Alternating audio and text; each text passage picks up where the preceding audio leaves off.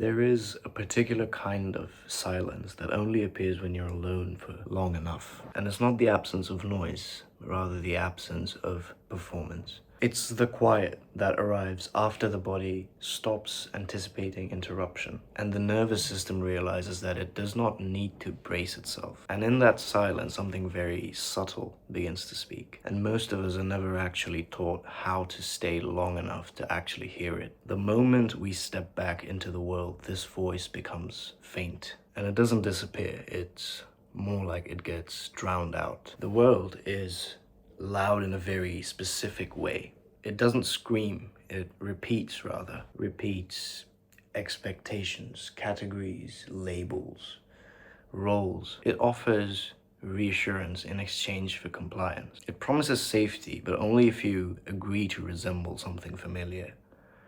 And over time, this repetition becomes so constant that it feels natural, as if it were the voice of reason itself. And that's the thing, society doesn't need to be malicious to be restrictive. It only needs to be efficient, which it very much is. It functions like a large agreement. It is unspoken, but deeply, deeply internalized, where comfort is traded for conformity. You are allowed to belong, provided you compress yourself into a recognizable dimension, or rather, compress yourself into recognizable dimensions. You are rewarded for predictability. Deviation is only tolerated when it can be repackaged as novelty. Most people do not consciously choose this, they drift into it. They accept names before they examine meanings. They inherit values before questioning origins. And they internalize norms long before they start noticing their costs. By the time they feel constrained, the structure already feels like home. There is a peculiar tragedy here.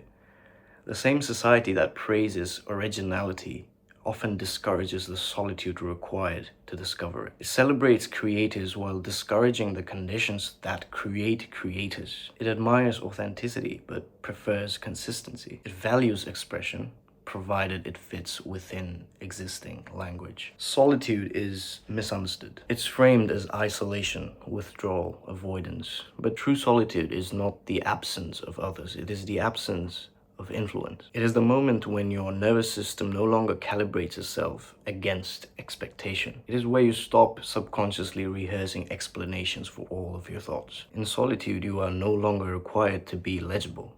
You don't need to justify your pace, your direction, confusion.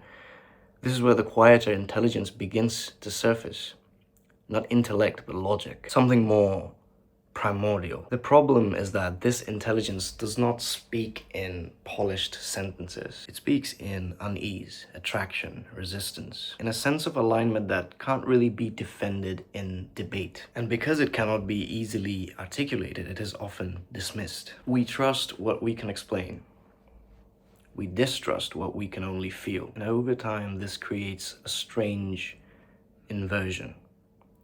People begin to doubt their own perceptions while deferring to external consensus. They mistake familiarity for truth. They adopt customs as substitutes for conviction. They live inside names instead of realities. A name is a shortcut. It spares us from deeper engagement. When something is named, it becomes manageable, predictable, and containable. But reality is not contained by language. Reality is dynamic, contradictory, uncomfortable. Creators operate in this tension. They work directly with reality rather than with its labels. This is why creation feels destabilizing. It bypasses the social buffering system, let's call it. Self-reliance is often misinterpreted as arrogance. In truth, it is a form of humility. It is the willingness to trust one's internal calibration while accepting the discomfort that comes with uncertainty. It requires tolerating ambiguity without rushing towards consensus. It requires standing still when the world is urging you to move forward. The cost of this stance is very, very real. You may feel misunderstood, delayed, out of sync. You may be invisible for longer than what's socially comfortable. But there is a deeper cost to avoidance. When you abandon your internal signals repeatedly, the body actually remembers.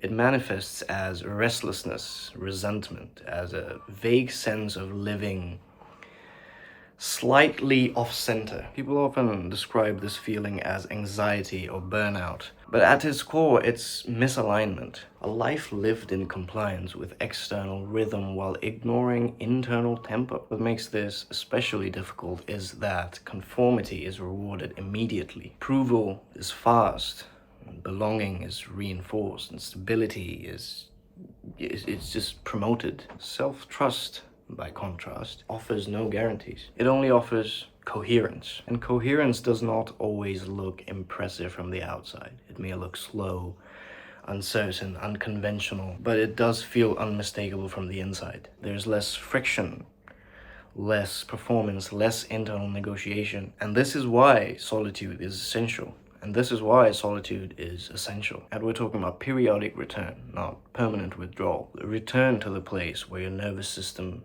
recalibrates, where your values emerge unedited, where you remember what effort feels like when it is actually voluntary. Without this return, the world begins to colonize the inner space. Your goals stop feeling like yours. Your ambitions feel borrowed. Your victories feel hollow and meaningless. The world prefers names because names can be transferred. Roles can be filled. Functions can be replaced. But realities are singular. They require presence. They require embodiment. Your decisions carry weight.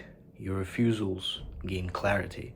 Your yes becomes meaningful because it is no longer automatic. This doesn't make life easier. It makes it more aligned with the truth. It makes it truer. And truth has its own kind of steadiness. Eventually, something unexpected happens. You stop asking for permission, not rebelliously, but quietly. You stop requiring validation before movement. You stop explaining yourself preemptively, and you allow misunderstanding without panic.